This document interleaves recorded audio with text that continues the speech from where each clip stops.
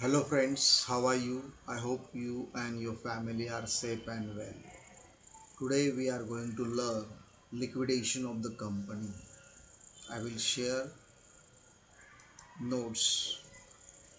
Liquidation of the company. Now friends, whenever we will talk about the company being a creation of the law, and it is it is the dissolve only through process of law.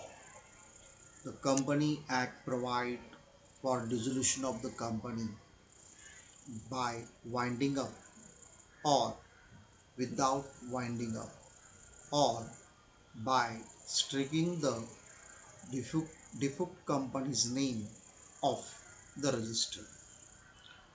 As we know that the company is a creation of law and it comes to aim by law as stated that one of the alternative to dissolve the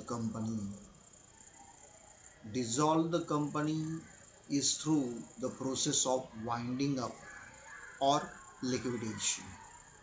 Now liquidation is the process of law whereby the corporate life of the company come to an end. See friends, here what do you mean by liquidation? That we will discuss. The liquidation means the corporate life corporate life of a company comes to an end. It means companies winding up means assertment of its rights and liabilities, the release of its assets and settlement of the claims of its creditors, and the distribution of the reduce to its members. The simple meaning of liquidation is the legal process by which the comes to an end. It means they winding up business, they close their business, and what will be the procedure and legal procedure that we are going to find out, and such legal procedure that we are going to learn in this particular module. Now friends, whenever we will talk about the winding up, section 2 subsection 94A of the Companies Act 2013, winding up means winding up under this act, or liquidation under the IBC 2016. IBC means the Insolvency and Bankruptcy Code 2016 as applicable. 2016 applicable. The winding up includes the winding up under the Companies Act and liquidation under the IBC 2016. So let us discuss about the mode of winding up. Now whenever we will talk about the winding up, it, in why we have to do the winding up, because of the inability to pay debts. Sometimes company is financial position is not capable to pay the debt. They are not capable to pay the debt. Then we can say that they are going for compulsory winding up. And sometimes grounds other than inability to pay debts. Sometimes other than inability to pay the debts. Such ground as per the Companies Act 2013 with the court rules, we can do the liquidation. And third mode of winding up is voluntary winding up. Under voluntary winding up, sometime we can do the compulsory winding up. Here It is done by National Company Law Tribunal. As per the rules of the NCLT, National Company Law Tribunal, we will do the winding up. Now there are number of circumstances we can do the winding up, and what kinds of circumstances where the company is wound up by tribunal. Sometimes tribunal means court decided to wind up the company. So what are the circumstances that we are going to learn? So circumstances where company wound up by tribunal means court take give the order to the company to wound up your business. So there are number of circumstances are there, that is company itself want to liquidate it by tribunal. It means company has decided to be how to do the liquidations through the tribunal. Sometimes company is acting agent against the India. Sometimes they are doing such activities which is against our country. Then they can wound up. Company has conduct the fraudulent activities. If any particular company conduct the fraudulent activity, they can do the winding up. Sometimes default in filing financial statements or annual returns for 5 years. It means company must submit the financial statement and annual returns. Financial statement they will submit to the registrar. Annual returns also submitted to the registrar. If they default, they are not submitting these kinds of statements and returns, then they are in default. Whenever they are in default, they are come into the wound up by the tribunal. Sometimes winding up on just equitable ground in opinion of tribunal.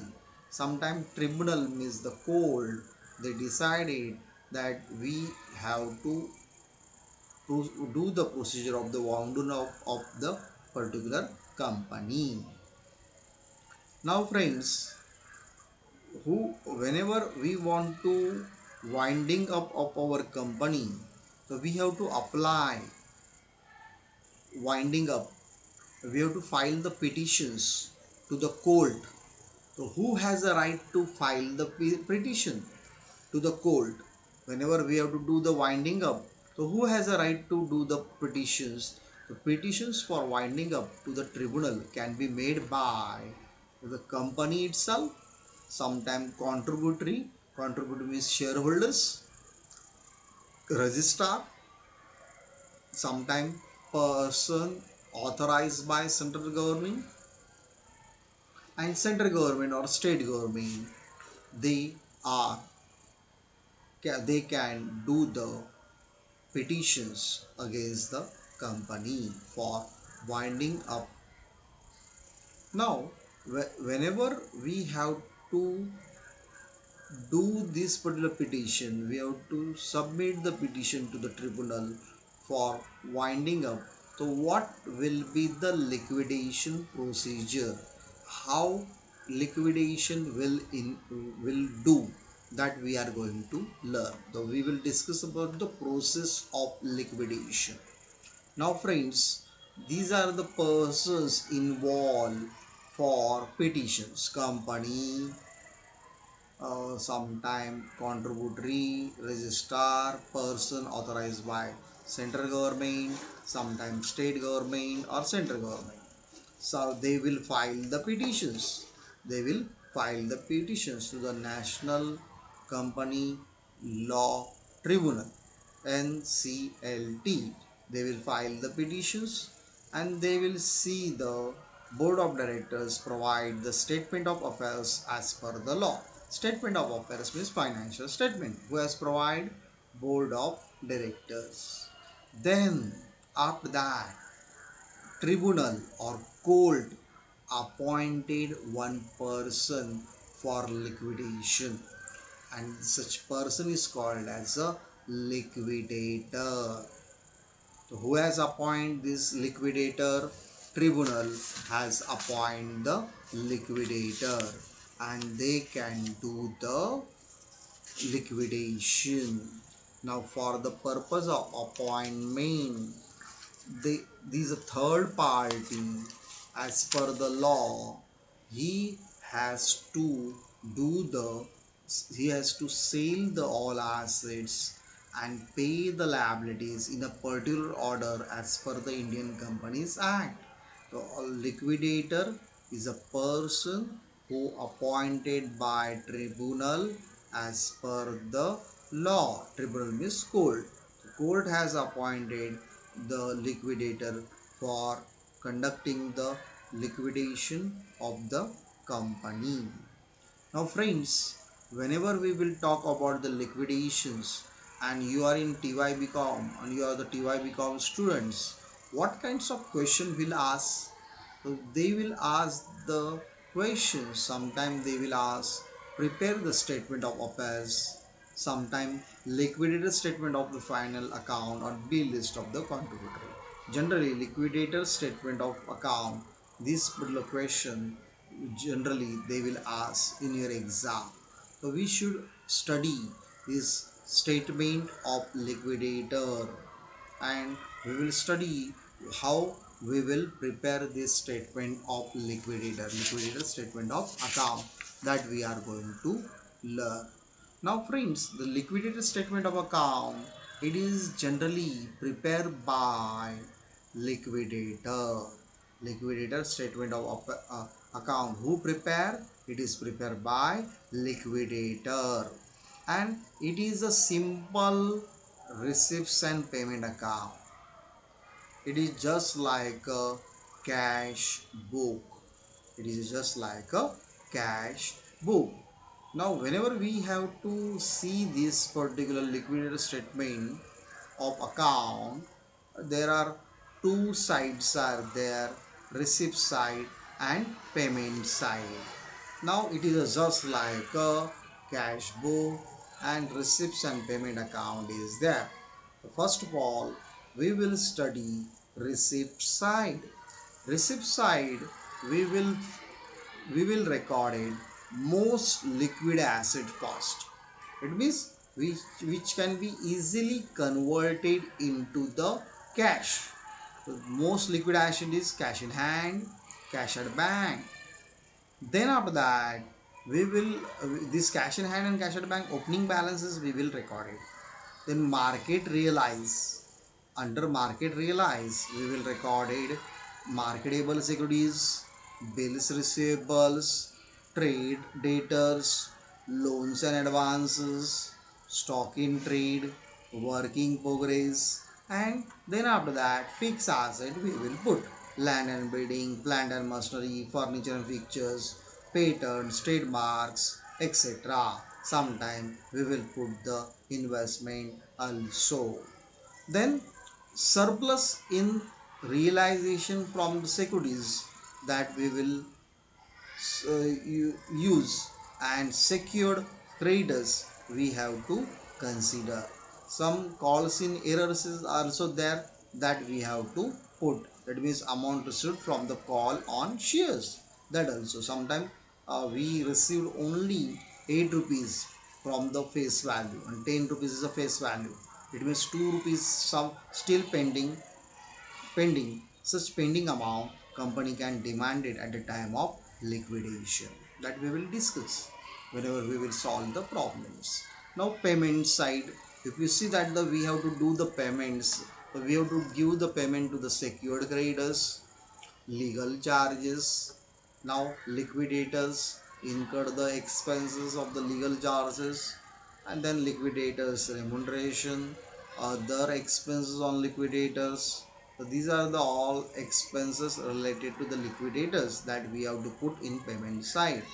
Then debenture holders payment, including the interest on debentures outstanding. Then preferential creditors and unsecured creditors also we have to give the payment.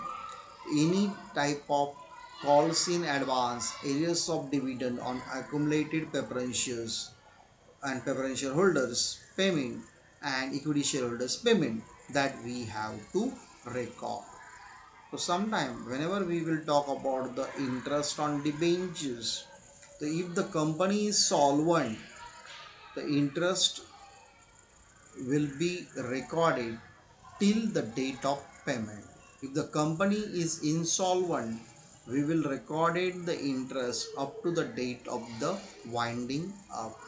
Now, whenever we will talk about the creditors, preferential creditors, for example, government taxes, expenses on investigations, sometime holding remuneration, contribution under ECS, workman compensation account, sometime PF, pension fund, and gratuity funds. These are the examples of the preferential creditors. And sometime employees' wages, salary also recorded. So friends, we discuss the liquidator statement of accounts. In that, how we will prepare, and it is prepared by liquidator. It is just like a receipts and payment. It means it is just like a cash book. So friends, I hope you understood.